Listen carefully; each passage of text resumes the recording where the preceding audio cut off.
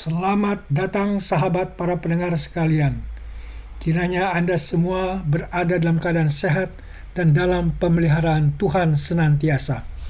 Hari ini saya ingin mengajak Anda untuk menyelami sebuah kebenaran yang mungkin terasa tidak nyaman, namun sangat penting untuk perjalanan iman kita. Mari kita membuka Alkitab kita pada Kisah Rasul pasal 14 ayat 22, di mana Paulus dan Barnabas berkata, di tempat itu mereka menguatkan hati murid-murid dan menasihati mereka supaya mereka bertekun di dalam iman, dan mengatakan bahwa untuk masuk ke dalam kerajaan Allah kita harus mengalami banyak sengsara. Pernahkah Anda mempertanyakan mengapa hidup terasa begitu sulit? Mengapa jalan menuju surga seakan-akan dipenuhi dengan duri dan batu? Ayat ini memberikan jawaban yang jujur dan juga mengejutkan. Dikatakan sengsara bukanlah penghalang menuju kerajaan Allah, melainkan justru jalan masuk ke dalamnya. Untuk memahami kekuatan pernyataan ini, kita perlu melihat konteksnya. Paulus dan Barnabas baru saja mengalami penganiayaan hebat di Listra. Paulus bahkan dilempari batu hingga orang-orang mengira dia sudah mati. Namun alih-alih mundur atau menyembunyikan kenyataan pahit ini, mereka justru kembali ke kota-kota yang sama untuk dalam tanda petik menguatkan hati murid-murid. Bayangkan situasi ini. Anda baru saja selamat dari percobaan pembunuhan karena memberitakan Injil. Dan hal pertama yang Anda lakukan adalah kembali kepada orang-orang yang baru percaya untuk mengatakan, bersiaplah karena jalan ini akan penuh penderitaan. Ini bukanlah strategi pemasaran yang menarik, bukan? Namun inilah kejujuran radikal yang ditawarkan kekristenan. Filsuf Denmark yang bernama Søren Kierkegaard memiliki pemahaman yang mendalam tentang dinamika iman yang tercermin dalam ayat ini.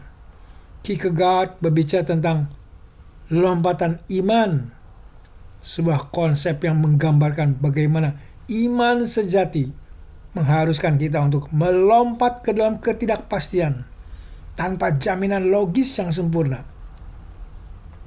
Bagi Kierkegaard, iman yang otentik tidak pernah mudah atau nyaman. Ia mengatakan bahwa iman dimulai tepat di tempat pemikiran berakhir. Ketika kita mencapai batas-batas pemahaman rasional kita, disitulah iman mulai beroperasi. Sengsara dalam perspektif ini bukanlah tanda bahwa Tuhan telah meninggalkan kita, melainkan justru ruang di mana iman yang sejati dapat tumbuh.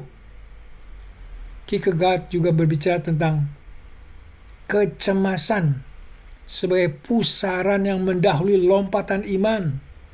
Kecemasan ini bukanlah sesuatu yang harus dihindari, melainkan tanda bahwa kita sedang berada di ambang pintu transformasi spiritual.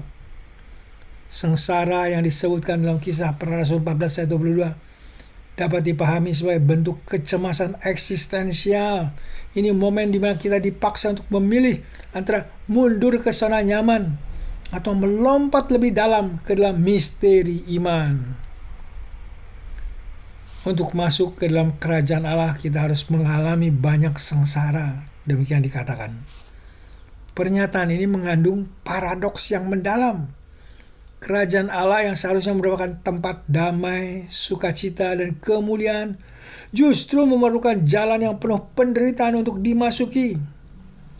Paradoks ini bukanlah kontradiksi logis, melainkan cerminan dari sifat transformatif iman, seperti biji yang harus mati di dalam tanah untuk menghasilkan kehidupan baru. Demikian pula kita harus mengalami semacam tanda petik kematian terhadap diri kita yang lama untuk memasuki kehidupan yang baru dalam kerajaan Allah. Sengsara mengajarkan kita untuk melepaskan ilusi-ilusi tentang kontrol dan kekuatan diri Ia memaksa kita untuk mengakui keterbatasan-keterbatasan kita dan mengakui akan ketergantungan total kepada Tuhan. Dalam kerentanan inilah iman yang sejati dapat tumbuh subur. Perhatikan bahwa Paulus dan Barnabas tidak hanya memberitahu tentang sengsara, tetapi juga menguatkan hati murid-murid. Ini menunjukkan bahwa pengalaman sengsara dalam konteks iman bukanlah sekedar penderitaan yang sia-sia, melainkan bagian dari proses penguatan spiritual. Kierkegaard akan menyebut ini sebagai proses menjadi diri sendiri di hadapan Tuhan.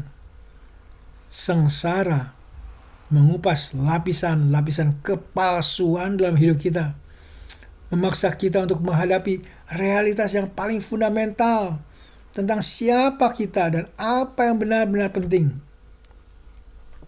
Ketika kita mengalami sengsara, kita dihadapkan kepada pilihan menjadi pahit dan meninggalkan iman, atau justru menggali lebih dalam dan menemukan kekuatan yang tidak kita ketahui sebelumnya.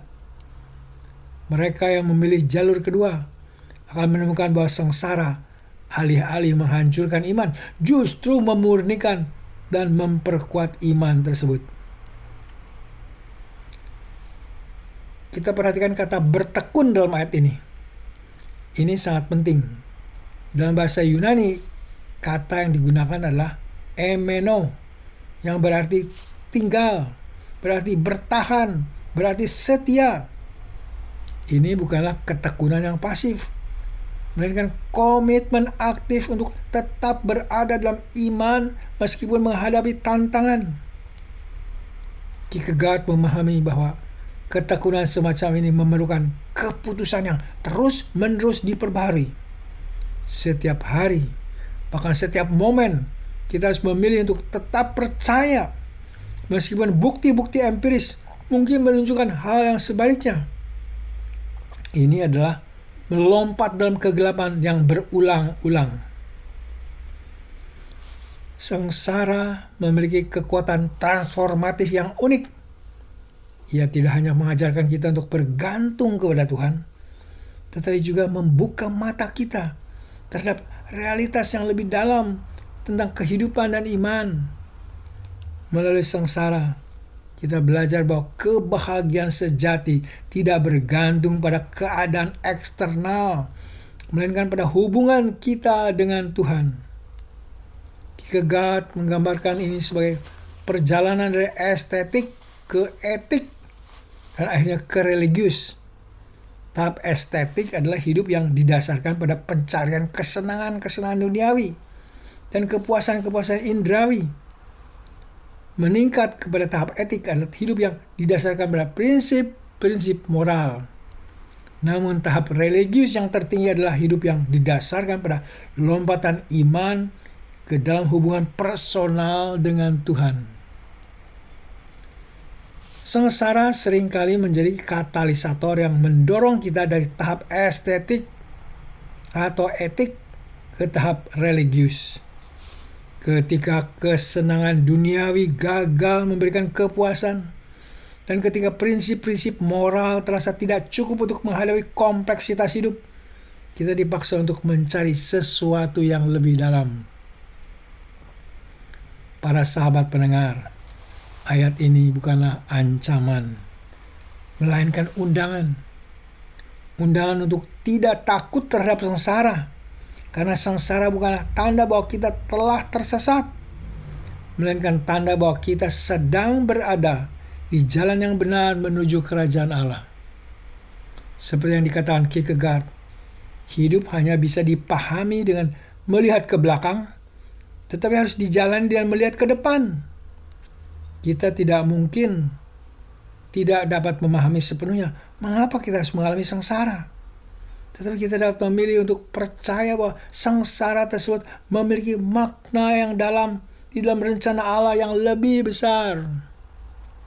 Jadi, ketika Anda menghadapi sengsara hari ini, ingatlah bahwa Anda sedang berada di jalan yang sama dengan para rasul. Anda berada pada jalan yang sama dengan para martir, dan semua orang yang kudus yang telah mendahului kita. Anda sedang belajar untuk melompat dalam kegelapan dengan iman yang bertekun. Mari kita berdoa agar Tuhan memberikan kita kekuatan untuk bertekun, memberikan hikmat untuk memahami, dan iman untuk terus melompat ke dalam misteri cintanya. Bahkan ketika jalan di depan tampak gelap dan tidak pasti. Tuhan memberkati perjalanan iman Anda. Amin. Mari kita berdoa.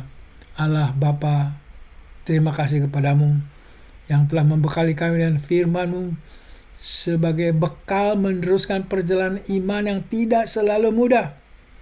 Kuatkan iman kami senantiasa melalui berbagai peristiwa hidup yang kami lalui.